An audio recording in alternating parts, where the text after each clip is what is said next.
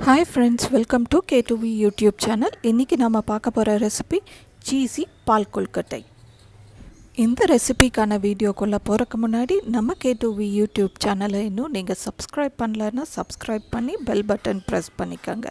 கூடவே இந்த வீடியோவை லைக் பண்ணுங்க, ஷேர் பண்ணுங்க. இப்போ ரெசிபியை பார்க்கலாம். ஒரு பாத்திரத்தில் அரை கப் அளவுக்கு உடைச்ச வெல்லம் சேர்த்திட்டு அது மூழ்கிற அளவுக்கு தண்ணி ஊற்றிக்கலாம். இப்போது இந்த வெல்லம் தண்ணியில் நல்லா கரையிற மாதிரி அழுத்தி விட்டு நல்லா கலந்து விடுங்க. இப்போது இதுக்கு கம்பி பதம் தேவையில்லை. இந்த வெல்லம் தண்ணியில் கரைஞ்சால் மட்டும் போதும். அடுப்பை ஆஃப் பண்ணிடலாம். இப்போது இதில் இருக்கிற டஸ்ட்டையெல்லாம் ஒரு வடிகட்டி வச்சு வடித்து எடுத்துக்கலாம். இப்போது ஒரு பாத்திரத்தில் 2 கப் அளவுக்கு தண்ணி ஆட் பண்ணிக்கலாம். தண்ணி சூடானால் மட்டும் போதும், கொதிக்க தேவையில்லை.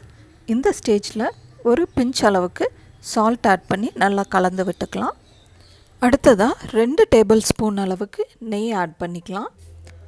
இந்த ஸ்டேஜில் 1 கப் அளவு அரிசி மாவு ஆட் பண்ணி நல்லா கலந்து விட்டுக்கலாம்.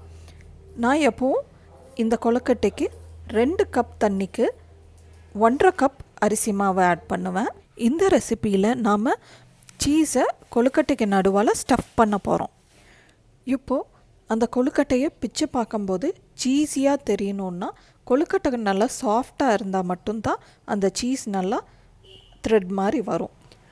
அதனால் நான் 2 கப் தண்ணிக்கு 1 கப் மட்டும் அரிசி மாவு ஆட் பண்ணியிருக்கேன்.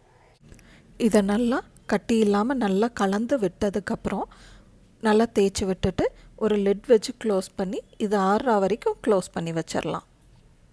இப்போது மாவு நல்லா ஆறிடுச்சு. இதை நல்லா ஸ்மாஷ் பண்ணி எடுத்துக்கலாம். இப்போது இதிலிருந்து கொஞ்சமாக மாவு எடுத்து அதை நல்லா ரவுண்டாக பண்ணிவிட்டு நடுவால் ஒரு ஹோல் போட்டுக்கலாம். இந்த ஹோலில் கொஞ்சம் சீஸ் பீசஸை வச்சு அதை நல்லா ஸ்டஃப் பண்ணி மூடி உங்களுக்கு என்னென்ன ஷேப்பில் எல்லாம் கொழுக்கட்டை வேணுமோ அந்தந்த ஷேப்பில் பண்ணிக்கலாம். கொழுக்கட்டை ஓவல் ஷேப்பு, ரவுண்ட் ஷேப்பு, இல்லை கொழுக்கட்டை டைப்லேயும் பிடிச்சிக்கலாம். நான் இப்போ சொன்ன 3 ஷேப்ஸ்லேயும் கொழுக்கட்டை பிடிச்சி வச்சுருக்கேன். இப்போது கொழுக்கட்டைக்கு மாவு பிணைஞ்ச அதே பாத்திரத்தில் 1 டம்ளர் பால் ஊற்றி அந்த மீதமான மாவும் பாலும் நல்லா ஒன்றோட ஒன்று கலக்கிற மாதிரி நல்லா கலந்து விட்டுக்கங்க.